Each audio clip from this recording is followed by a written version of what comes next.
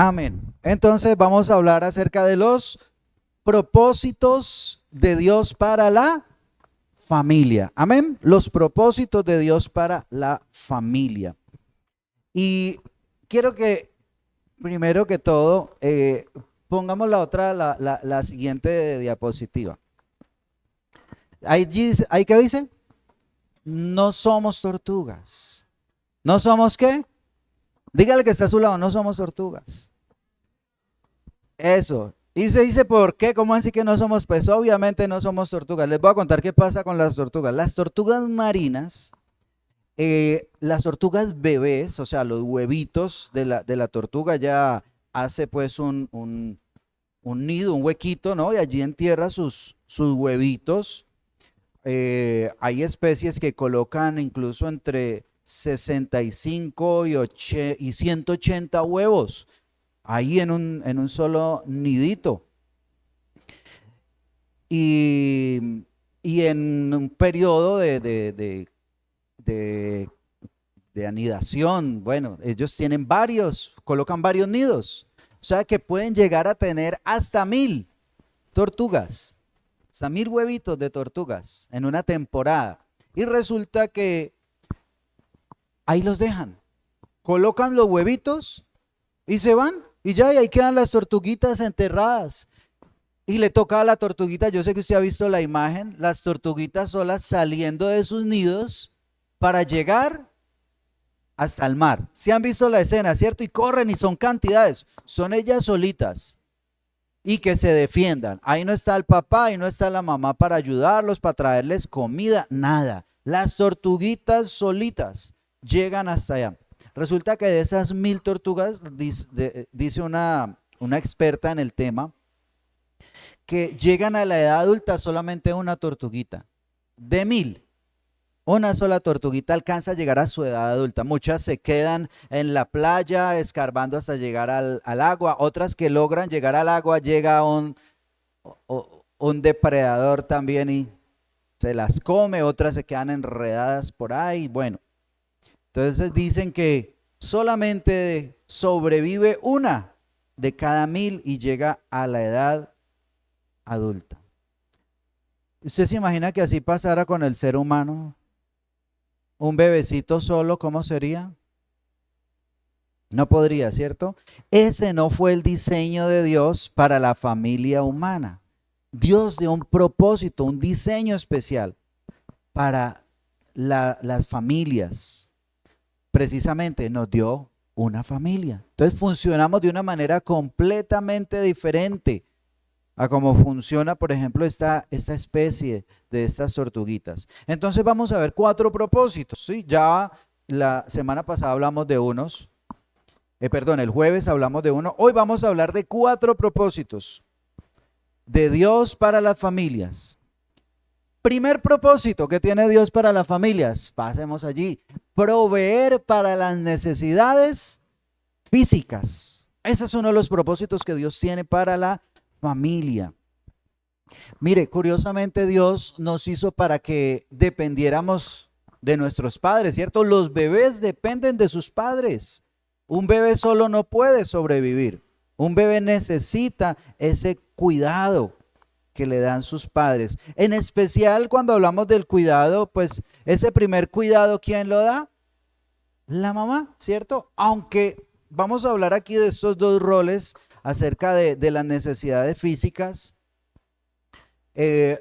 lo brindan ambos, padre y madre, pero cada uno tiene un enfoque en el que es más fuerte, ¿cierto? Y cuando hablamos del cuidado, hablamos principalmente de la mamá. ¿Por qué? Porque es que un bebé no se puede defender solo, necesita alimento. ¿Y cuál es ese primer alimento que recibe el bebé? La leche, ¿cierto? De la madre. La madre le provee ese primer alimento, le provee ese calor, limpieza. ¿Usted se imagina a un niño, un bebé que no lo limpiaran durante una semana? No, pues no podría ser. Necesita ser cuidado en todas esas áreas. Necesita descanso, necesita protección. Uno no deja a un bebé por ahí solo, que cuando empiezan a moverse, ¿cierto? Se pueden caer de la cama. Entonces necesitan siempre, constantemente los bebés no pueden sobrevivir solos, necesitan un cuidado. Para esto está principalmente el amor de la madre, ¿cierto? ¿Quién cuida mejor a esos bebés que la mamá? Aunque no se limita, como les decía, solamente a eso. Siempre como seres humanos vamos a depender unos de otros. Siempre nos necesitamos.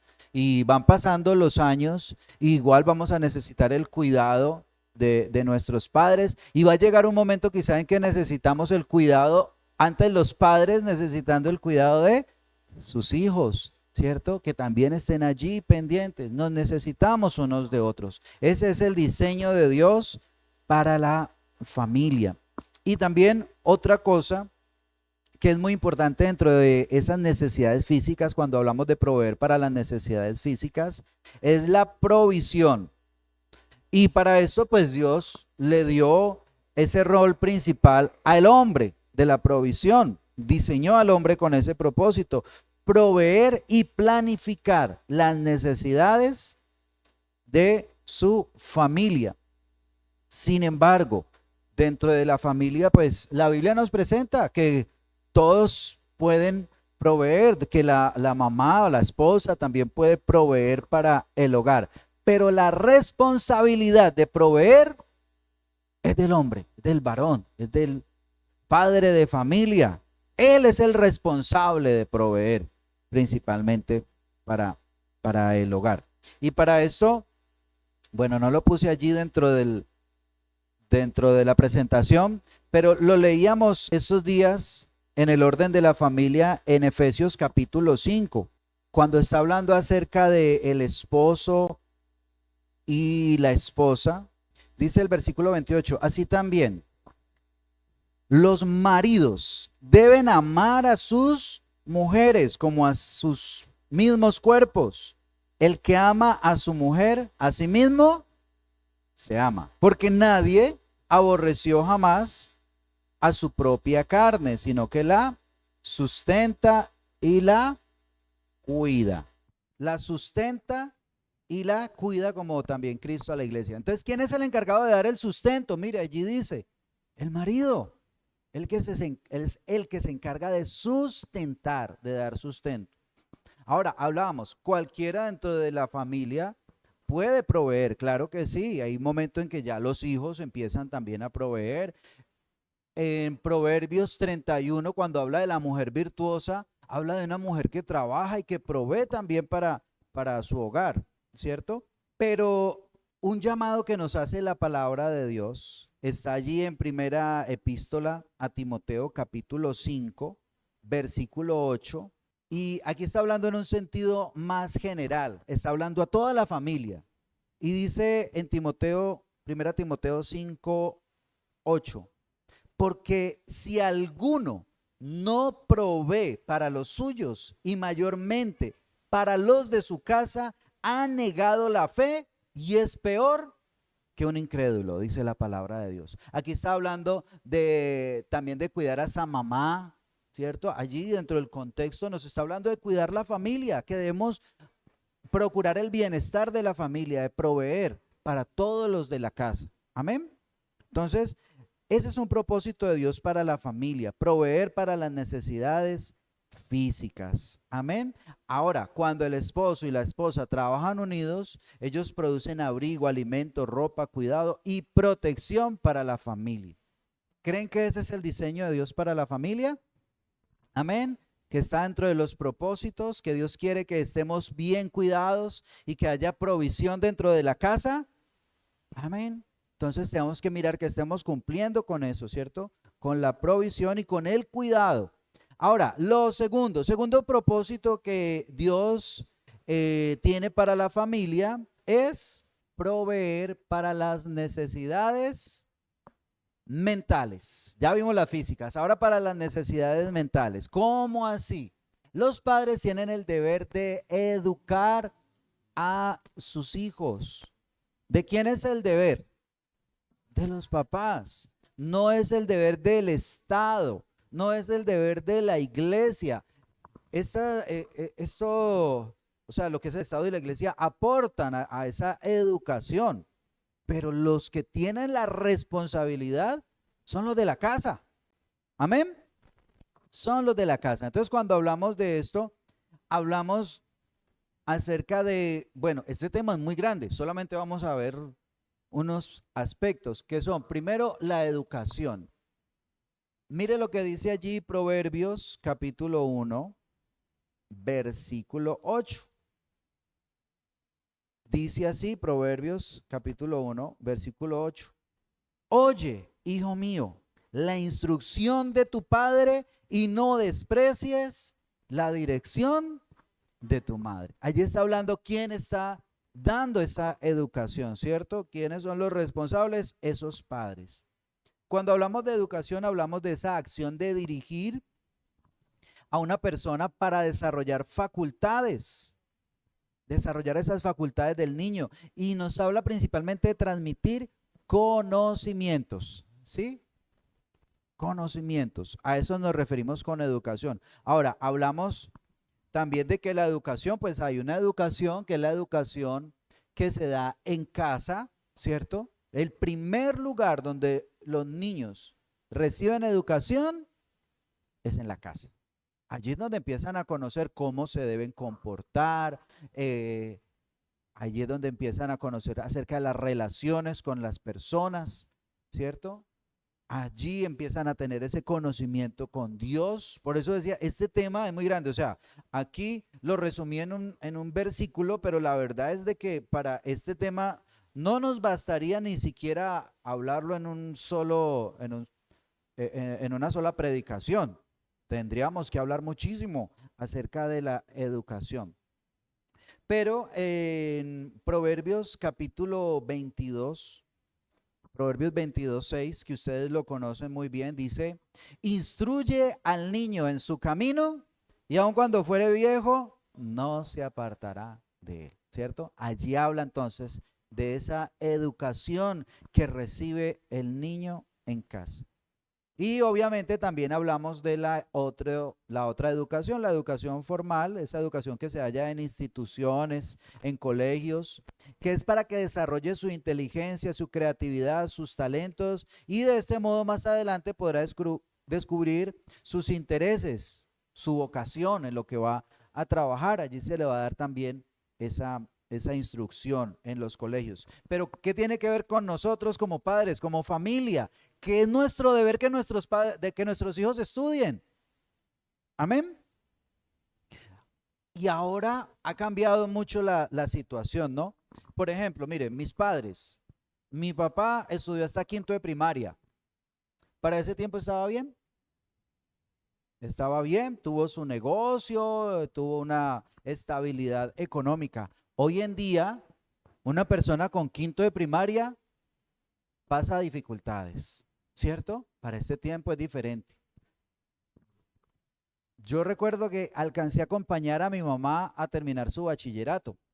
Ella tendría sus 20 y pico, sus 30 años más o menos, estaba terminando su bachillerato. Quería hacerlo más como un logro personal, no tanto por necesidad, porque tenía que cumplir con esto, sino porque ella quería terminar. Pero ella hace unos días me decía, hijo, yo cometí un error con usted, porque yo a usted no le inculqué más para que estudiara. Resulta que yo terminé octavo de bachiller y me dediqué a trabajar.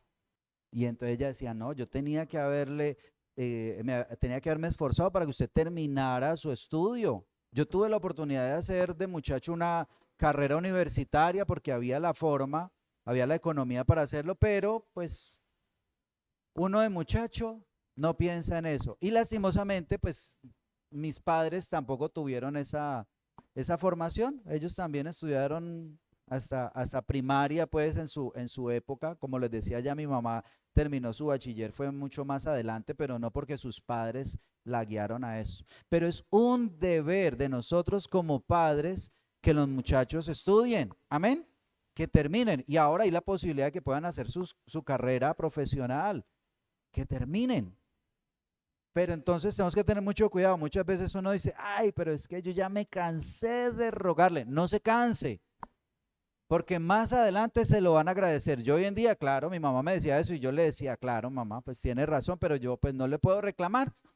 Pero sí, claro, tiene razón. Si ella me hubiera forzado más a que hubiera terminado mi estudio, no hubiera estado yo a los 30 años, igual que ella, repitiendo el episodio, terminando mi bachillerato. A los 30 años, me gradué a los 33. Padre Celestial, trabajando y estudiando bachiller, qué locura. Entonces, tenemos que apoyar mucho a los muchachos y no cansarnos de insistir para que ellos hagan su estudio. Amén. Muy bien. Eso en cuanto a lo que es la educación. Pero aparte de la educación, también hay otra cosa que es capacitar, o sea, otro propósito dentro de la familia para proveer las necesidades mentales es capacitar a los miembros de la familia para aprender cómo vivir. Efesios capítulo 6, versículo 4. Y vosotros padres, no provoquéis a ira a vuestros hijos, sino criadlos. ¿Qué hay que hacer? Criadlos en disciplina y amonestación del Señor. Entonces, no solamente la parte educativa, sino enseñarles a vivir en todas las áreas. La preparación y la instrucción deben estar en el hogar. Los padres deben instruir a sus hijos sobre el carácter, deben instruirlos sobre los valores morales, sobre la relación con Dios y con otros. Es en el hogar donde nosotros, todas las personas, aprendemos lo que es tener identidad, porque nos enseñan unos principios, nos enseñan unos valores, porque aprendemos unos hábitos. Los hábitos que uno le enseña a los hijos, le cuento que eso es duro de cambiar, claro. Mire, a mí me acostumbraron a madrugar. Yo no tengo luchas que no, que es que hoy no hay que hacer nada. No, no importa. Yo me despierto a la hora que me tengo que despertar. A las 5 de la mañana ya estoy despierto. ¿Para hacer qué? No, pues me tengo que despertar. Así no tenga alguna reunión, alguna actividad. No, ya esa es un hábito que tengo. Pero póngale a un muchacho el hábito de que se levante tarde. Ay, Padre Celestial, ¿cómo lucha uno después con eso, cierto? Cuando toca madrugar. Qué problema, Dios mío. Entonces, hay hábitos que uno tiene que formar en los hijos, el respeto, ¿cierto? La forma en que se dirige a los mayores, a las demás personas. Si en la casa uno deja que, por ejemplo, el muchacho le grite a sus padres, le grite a sus hermanos, ¿qué va a hacer después en la calle? Entonces la profesora le coloca la queja, ay, pero es que su hijo, ¿por qué es así tan grosero? Mira, él me dijo tal y tal cosa. Es que el problema no es por la profesora, el problema es porque en la casa no se le dio la instrucción como debía ser. Tiene que aprender desde casa todas estas cosas. Amén. Allí los muchachos aprenden también la humildad, o allí aprendimos todos, autoestima. ¿Cierto? La autoestima no la tiene que recibir por allá de otra persona, es en la casa que aprende a valorarse, a amarse, a saber que es una persona valiosa. Y más nosotros que tenemos la palabra de Dios, porque a través de la palabra de Dios una persona entiende su valor. Amén. De que no vale por lo que tenga en el bolsillo, vale porque es una creación de Dios. Amén. Porque fue formado, fue creado a imagen de Dios. Y por eso es valioso, ¿cierto? Pero cuando no aprenden estas cosas en el hogar, en la calle aprenden otras cosas, ¿cierto? Y su valor se lo da el grupito ese que se hace por allá en la esquina. Por un tiempo, unos que andaban con el pelo así tapándose el ojo y que decían que no valían nada, que querían morir, esa gente mantenía aburrida y eso era lo que generaban entre los demás muchachos, una baja autoestima. Necesitan también aprender lo que es la madurez. Hablando de la madurez, ese proceso donde es completamente dependiente, ¿cierto? Como lo veíamos ahora, los bebés son completamente dependientes, pero toda la vida no se va a quedar bebé. Va a llegar un momento donde tiene que aprender de pasar de ser dependiente a ser independiente, ¿cierto? Donde ya tiene que empezar a hacer cosas por sí mismo. Y ahora, hay personas que pasan de ser dependientes físicamente a ser independientes físicamente, pero a veces quedan dependientes emocionalmente.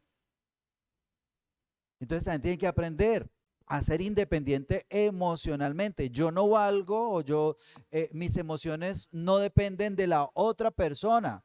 Que si la otra persona me dijo tal cosa, entonces ya se bajó. Que si le dijo algo bonito, se subió. No, tenemos que ser independientes emocionalmente. Amén. Pero no nos podemos quedar tampoco en la independencia. Ese no es el fin. Ese es el fin que enseña el mundo. Llegar a la independencia. Nosotros tenemos que aprender también a pasar de ahí a ser, en una palabra técnica, interdependientes. O sea, aprender que necesitamos convivir con otros. Amén. Aprender que yo soy independiente, pero yo todavía pertenezco a una familia. Yo soy independiente, pero yo también tengo una esposa, un esposo, unos hijos, un trabajo, personas con las que tengo que aprender a relacionarme y que yo necesito también de ellos necesitan de mí. Eso es madurez, ¿sí? Aprender cómo relacionarme con las demás personas. Ese es ese proceso que debemos llevar. Y eso lo aprendemos desde casa. Y fíjese que los hijos muchas veces llegan a ser como sus padres. Normalmente el hijo se parece mucho al papá y la hija se parece mucho a la mamá, ¿cierto? Tienden a coger ese modelo porque fue lo que aprendieron. No lo que no solamente lo que les decimos, porque usted le puede decir no haga esto, no haga aquello, pero lo que usted refleja, lo que usted enseña es el modelo que van a tomar los hijos. Y algo que yo veo, y bueno, no que yo veo, algo que dicen los expertos. Ya me metí ahí en la lista con los expertos. O sea, lo escuché de ellos y vi que es realidad, que eso se da.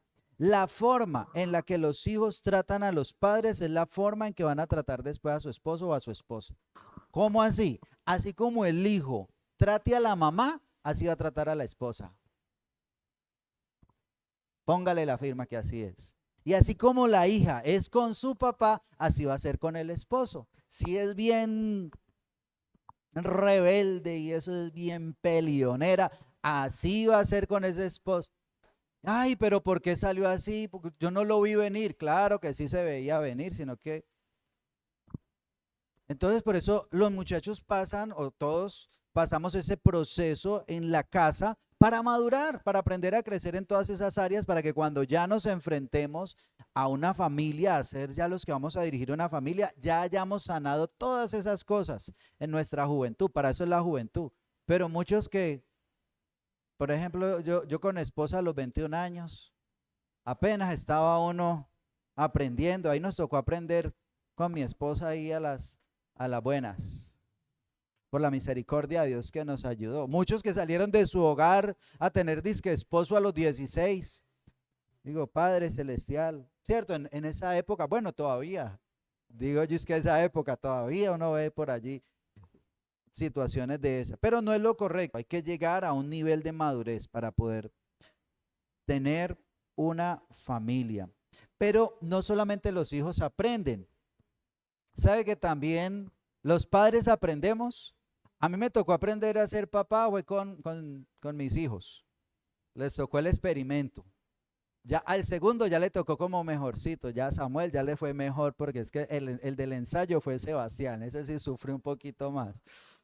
Que yo era muy estricto y no era tampoco el ser tan estricto. Ya entonces con Samuel ya la cogemos un poco más suave, ya con más sabiduría, ¿cierto? Lastimosamente.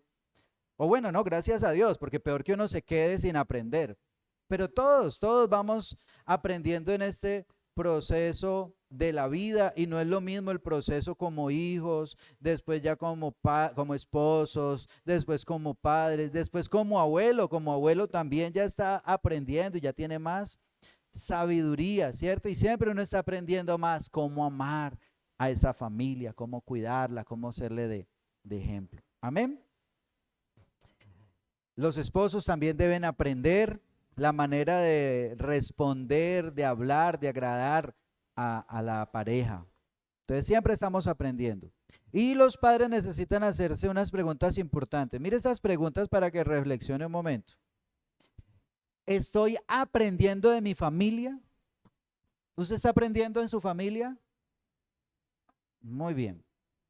Ahora, ¿qué le está enseñando usted a sus hijos, los que tienen hijos todavía para enseñar, acerca del manejo del dinero, acerca del matrimonio, acerca de la misericordia, acerca de la sexualidad, acerca del carácter, acerca de la integridad, acerca del trabajo, acerca de la felicidad? Estas son cosas que se deben enseñar en el hogar. Amén. Ahora, usted les está, a ver, usted quiere que sus hijos aprendan, que en su casa aprendan ciertas cosas, ¿cierto? ¿Qué les está enseñando? ¿Le está enseñando eso o usted está esperando que ellos aprendan solos? Porque muchas veces uno espera es que ellos aprendan solos. Es que usted no ha aprendido. No, pues que usted no le ha enseñado. ¿Cómo aprender, cierto? Lo digo por mí, muchas veces hay cosas que uno no le ha enseñado a los hijos que uno quiere que ellos aprendan. Ellos quieren que ellos sepan, pero hay que llevarlos a aprender eso. ¿Y qué desea usted pasar a la siguiente generación? ¿Qué le gustaría a usted transmitir de lo que usted aprendió de sus abuelos, de sus padres? Transmitírselo a ellos para que ellos conserven, para que ellos tengan eso que usted quiere que ellos conserven. Entonces también es importante. Amén. Entonces, todo esto para hablar acerca de que uno de los propósitos de Dios para la familia es proveer para las necesidades mentales. La tercera es,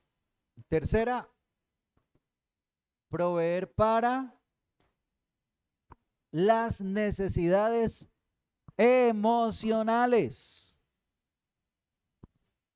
Proveer para las necesidades emocionales. Eclesiastés capítulo 4, versículo 9, tiene un versículo también es un pasaje muy conocido. Dice, mejores son dos que uno, porque tienen mejor paga de su trabajo. Porque si cayeren el uno levantará a su compañero, pero ay del solo, que cuando cayere no habrá segundo que lo levante. También si dos durmieren juntos se calentarán mutuamente, mas cómo se calentará uno solo. Y si alguno prevaleciere contra uno, dos le resistirán. Cordón de tres dobleces no se rompe pronto. Hay una fortaleza emocional que se aprende en la familia. Dios creó la familia para, hablando de la parte emocional, proporcionar ayuda durante las pruebas emocionales y las decisiones morales. O sea, hay pruebas, hay dificultades. ¿Cuántos aquí han pasado por dificultades? ¿Y quién está ahí al lado cuando usted está pasando esas dificultades? Necesitamos, ¿cierto? A la familia. Y hay muchas luchas que uno pasa en la vida, pero vamos a hablar de tres luchas. Una, los cambios. Mire, nosotros crecemos y ahí ya hay un cambio. Y necesitamos la familia para que nos ayude a enfrentar esos cambios que crecemos. Cuando los muchachos llegan a la adolescencia, cuando llegamos alguna vez, si se acuerdan, oiga, no se aguanta ni uno mismo. De adolescente no se aguanta ni uno mismo, pelea por todo. Y si no hay con qué pelear, pues compra la pelea. Pero oiga, qué cosa tan impresionante. Yo doy gracias a Dios que ya Sebastián pasó por esa temporada. Ay, bendito Dios. Difícil, difícil. Pero ya va pasando, va madurando. Pero ¿qué necesita allí? Ese acompañamiento, que a pesar de todas sus cosas que no se entienden, y él mismo haya ese amor, haya esa comprensión y se le enseña a pasar a través de esa temporada. Ahí estamos ahorita con Samuel. Qué bendición cuando se llega a esa edad. Pero yo me acuerdo cuando yo pasé por esa edad. Yo peleaba todos los días con mi mamá, no sé por qué. pero pues uno peleaba todos los días. Qué cosa. Pero gracias a Dios, pues que hay esa sabiduría, ¿cierto? Para ayudarlo a pasar a través de esos procesos del crecimiento, esos cambios. Cuando nos enfermamos, es un cambio también. Cuando hacemos amigos o cuando perdemos amigos por la muerte, son cambios. Cambiamos de trabajo, cambiamos de ubicación. Hoy vivimos aquí, después estamos viviendo en otro lugar. Y necesitamos la familia que nos ayude emocionalmente durante esos cambios. Como padres, pasamos por varias épocas de la vida con nuestros hijos. Estamos con ellos desde que son bebés hasta que crecen. Como adultos también pasamos por diferentes etapas. Pasamos de ser solteros a ser casados. Y ahí está la mamá, ahí está el papá o ahí está la familia, el que esté de la familia ahí está para acompañarlo durante esos momentos, ¿cierto? Se pasa a la edad madura, se pasa a ser anciano y llega el momento quizá de quedar viudo. Y ahí está la familia, ahí están ya esos hijos o están esos nietos en esos cambios que da la vida. Cuando vienen los cambios de la vida, la familia debe proteger y apoyar a los que pertenecen a esa familia, ¿sí? Allí tiene que estar la familia para ayudarnos en medio de todos esos cambios. Hay otra dificultad que también se pasa en la vida, son las desilusiones y el fracaso. ¿Alguno aquí ha tenido desilusiones y ha pasado por el fracaso? Claro que sí. A medida que vamos pasando en la vida, necesitamos entender que no siempre podemos ganar todas las cosas que queremos. Entonces nos desilusionamos cuando no consiguió el empleo que quería estudiar tal carrera en la universidad y se presentó, hizo exámenes y no pudo. Y hay desilusiones. Uno en la vida no va a obtener todo lo que quiere. ¿O usted ha obtenido todo lo que ha querido en su vida? ¿No? Hay desilusiones, lastimosamente no lo podemos conseguir todo, pero ahí está la familia para fortalecernos en esos momentos, ¿cierto? Cuando llega la desilusión, cuando no se consigue ese empleo que solicitamos, cuando nos va mal en la escuela, cuando no nos escogieron en el equipo, cuando el negocio fracasa, las cosas no siempre van como deseamos. Y entonces los miembros de la familia deben estar allí para orar unos por otros. Amén. Ahí está esa familia que necesitamos en esos momentos y para animarnos cuando llega esa desilusión o cuando llega el fracaso. Y otra dificultad por la que también pasamos es la del rechazo y la crítica. ¿A cuántos les gusta ser rechazados y criticados? No, ninguno.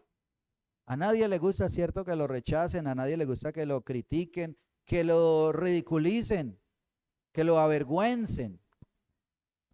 Pero de niño, por ejemplo, yo no sé a cuántos les pasó que le colocaron un apodo, que se burlaron, que lo señalaron, o que cometió usted un error y esos amigos no se la perdonaron, ¿cierto? Pasamos por todas esas situaciones. Bueno, no solamente de niños, pero es que los niños sí que son crueles. Oiga, los niños son tremendos. Fuimos tremendos. Los niños critican a otro por su tamaño, por su color, por sus padres, por la casa, por si tiene un defecto físico, si tiene una enfermedad. Ahí están los niños. Se da uno cuenta que desde niño tiene ese corazón con esa naturaleza humana, ¿cierto? ¿Cuántas de esas cosas que dolieron, que nos avergonzaron, nos sintieron sentir mal? A mí me hicieron llorar en el colegio.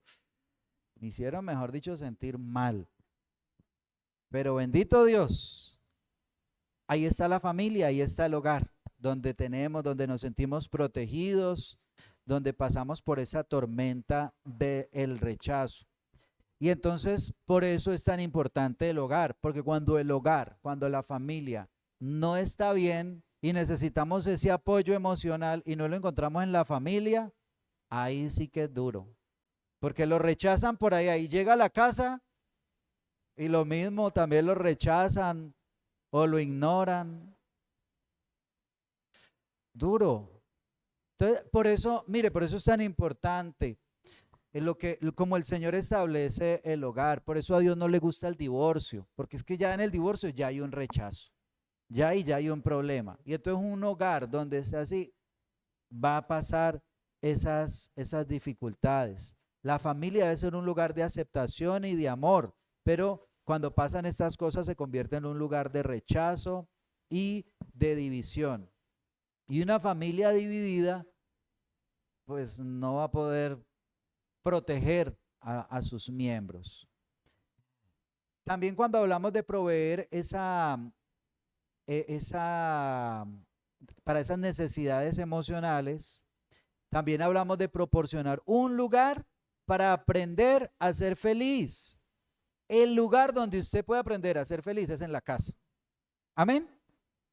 El lugar donde uno debería estar contento, donde uno debería reír, ¿cierto? Ay, qué tristeza cuando la gente dice, ay, no, no quiero ir a la casa.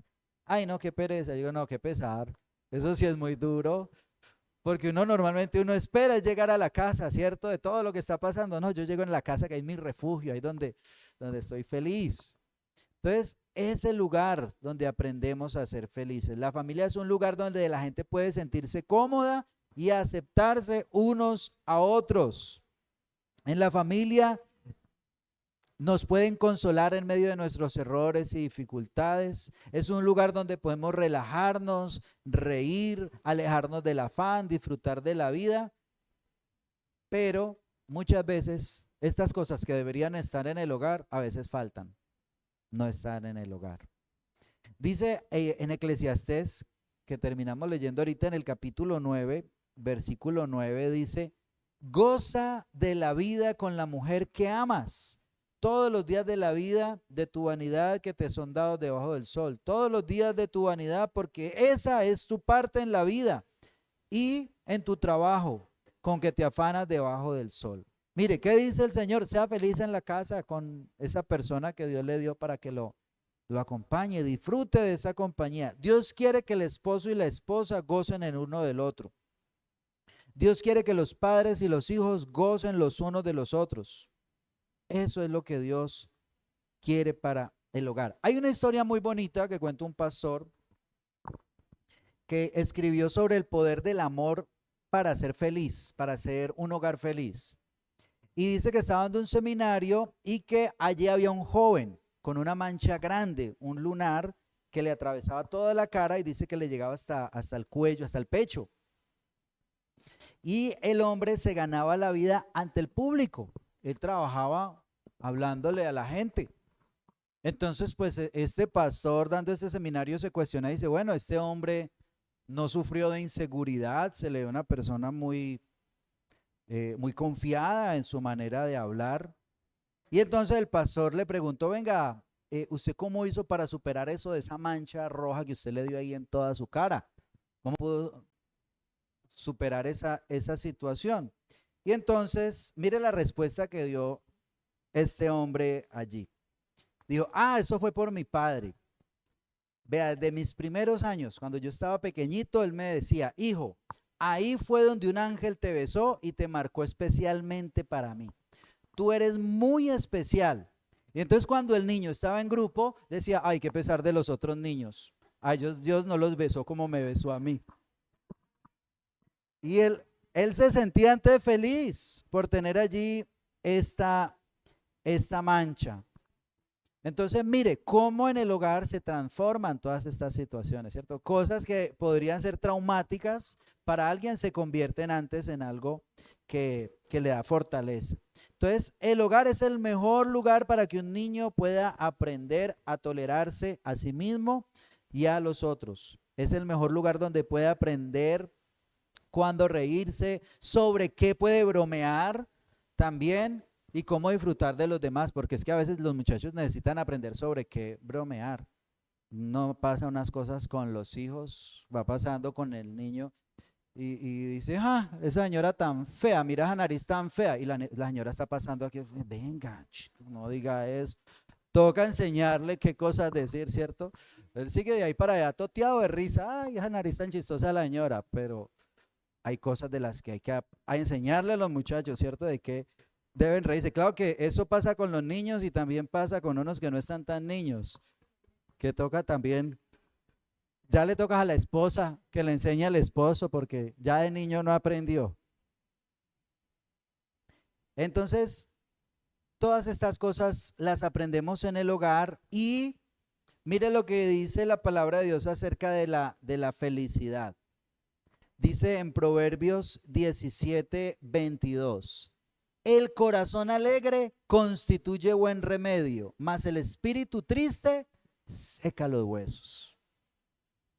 O sea, una familia feliz es más saludable, comprobado científicamente. Ya los médicos avalan esto, los psicólogos ya están estudiando esto de la salud psicosomática. Los problemas emocionales afectan el cuerpo. Bueno, la pastora nos hablaba también acerca de eso, ¿no? La pastora que estuvo la semana pasada nos hablaba acerca de todas estas cosas también. Entonces los padres deben ver a sus hijos y disfrutar a su familia como un regalo de Dios. Y por último, lo cuarto para lo que debe proveer la familia es proveer para las necesidades espirituales. Hombre, ¿y por qué? Para eso, mire lo que dice Hechos capítulo 16, versículo 34. Hechos 16, 34 dice, y llevándolos a su casa, les puso la mesa y se regocijó con toda su casa de haber creído en Dios. Se regocijó de haber creído en Dios, él y los de su casa. Entonces, se necesita también proveer para las necesidades espirituales. ¿Por qué? Dos cosas. Primero, proporcionar el conocimiento de Dios para que la familia sean salvos. Amén. Eso es lo primero, es la primera necesidad de todo ser humano, la salvación, ¿cierto? La necesidad más importante de todo ser humano es la salvación. Porque ¿qué se gana con tener todo lo demás si no es salvo? Si va camino a la condenación. Entonces es lo más importante. En Éxodo capítulo 12, versículo 26. Dice, y cuando os dijeren vuestros hijos, ¿qué es este rito vuestro, este culto que ustedes están haciendo, esta ceremonia religiosa, esto de qué se trata? Dice, vosotros responderéis, es la víctima de la Pascua de Jehová, el cual pasó por encima de las casas de los hijos de Israel en Egipto, cuando hirió a los egipcios y libró nuestras casas. Entonces el pueblo se inclinó y adoró. Mire, le estaban preguntando, venga, ¿por qué es que nosotros celebramos culto a Dios? ¿Qué es esto? Y entonces allí los padres son los que tienen que enseñar a los hijos en qué es que cree y por qué creen eso. Entonces mire que allí le da una explicación de todo lo que había sucedido, cómo Dios los había protegido, cómo Dios los había salvado. Asimismo nosotros debemos transmitirle a nuestros hijos nuestra experiencia espiritual, cómo Dios nos salvó, cómo Dios ha obrado en nuestra vida, nuestros testimonios. Entonces, andar con Dios es lo más importante en la vida. Cuando su familia entera conoce y ama al Señor, toda la familia se llena de gozo y de unidad. ¿Cuántos tienen familia que sea mayormente creyente? Amén. ¿Y cómo se vive en una familia que es en mayoría creyente? Mucha unidad, ¿cierto? Es una bendición. Cuando la familia es creyente, se vive muy, muy diferente, hay gozo y hay unidad. Entonces, cuando usted ve a los niños en la iglesia, es un motivo de gozo también, que están recibiendo la palabra de Dios, que están creciendo con esos principios. Cuando usted los ve adorando, cuando los ve escuchando la palabra, alégrese, porque hay una frase que es muy cierta: las familias que oran unidas permanecen unidas. Amén. Eso es también comprobado científicamente.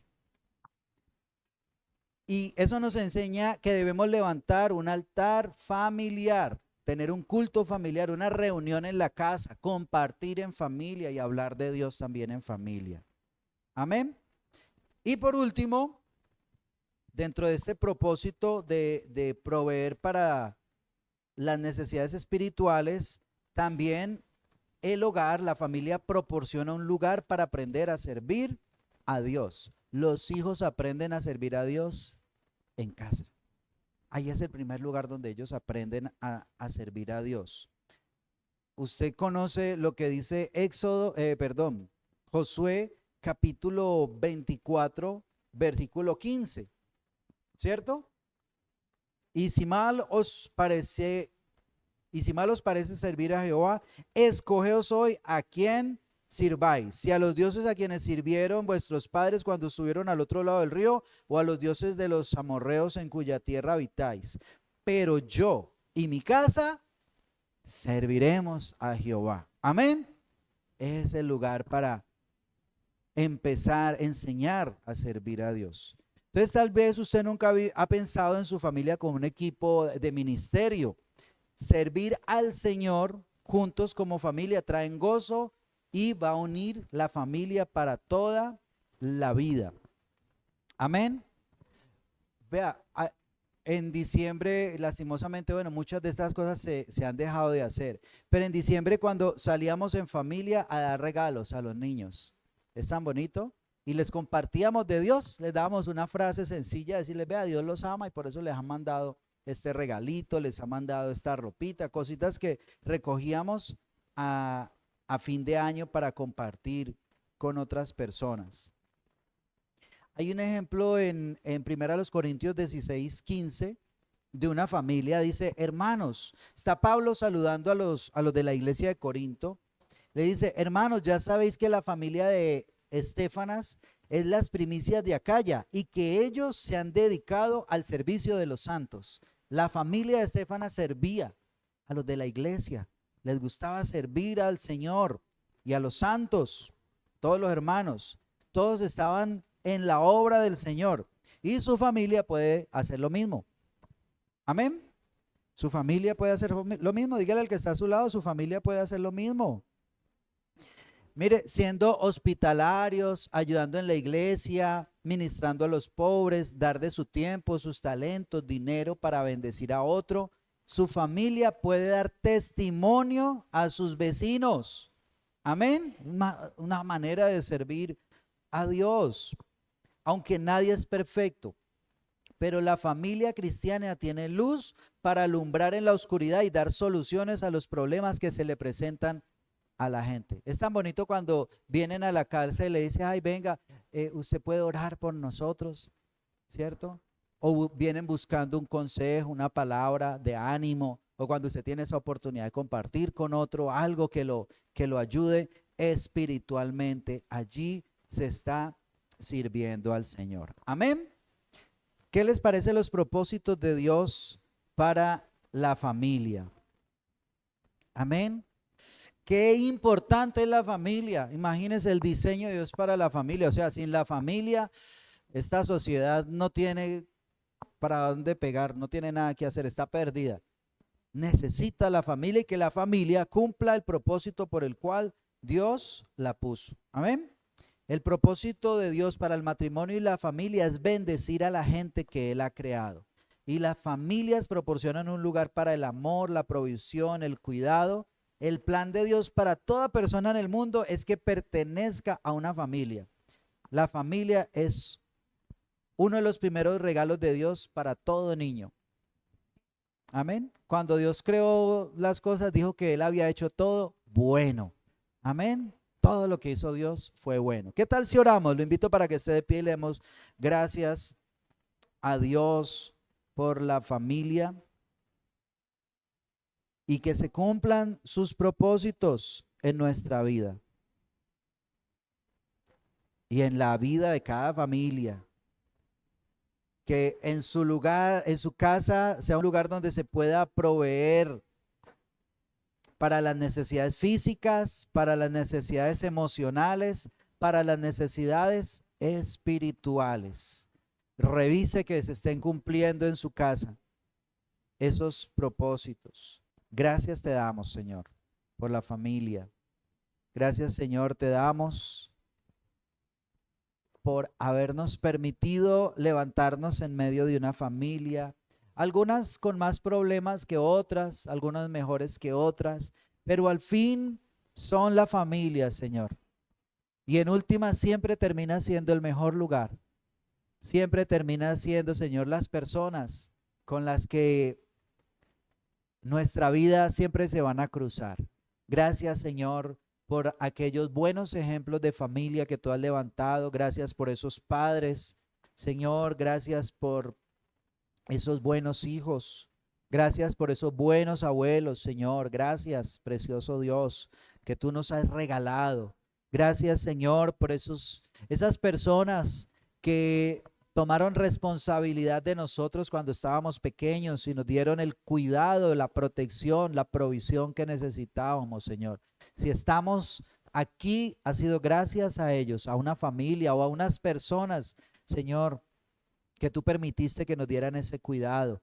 Gracias por todo lo que a través de la familia hemos aprendido, todo lo que sabemos o la gran mayoría de cosas de lo que sabemos, lo aprendimos en casa, Señor. Gracias, Señor, por todo lo que aprendimos de nuestra familia.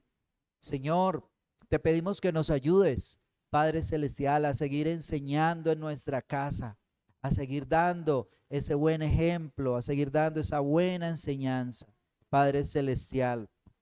Gracias porque en el hogar encontramos, Señor, esa ayuda emocional que necesitamos en las dificultades, en las crisis. Allí está la familia, Señor. Gracias porque allí hay una palabra de ánimo, hay un abrazo, hay una sonrisa.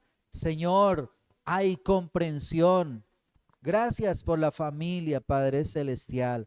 Muchas veces hemos tenido que pasar por momentos difíciles y tú has puesto allí esas personas adecuadas para que estén a nuestro lado. Muchas gracias, Dios, por esas familias. Gracias, Señor, porque la familia es el lugar donde se puede dar para esa necesidad espiritual. Que nuestras casas, Señor, se levanten altares familiares. Que nuestras casas, Señor, la adoración siempre esté presente, Señor amado. Que en las casas siempre esté tu presencia. Precioso Dios, danos sabiduría para compartirles, Señor, a nuestros hijos, a nuestros padres, a nuestros hermanos, a aquellas personas que todavía no han llegado a ti. Precioso Dios, y permítenos servirte a ti, Señor, allí en nuestras casas, que podamos ser siervos tuyos para nuestros vecinos, para nuestros amigos, Señor, para la iglesia. Maravilloso Dios de los cielos. Gracias, Señor.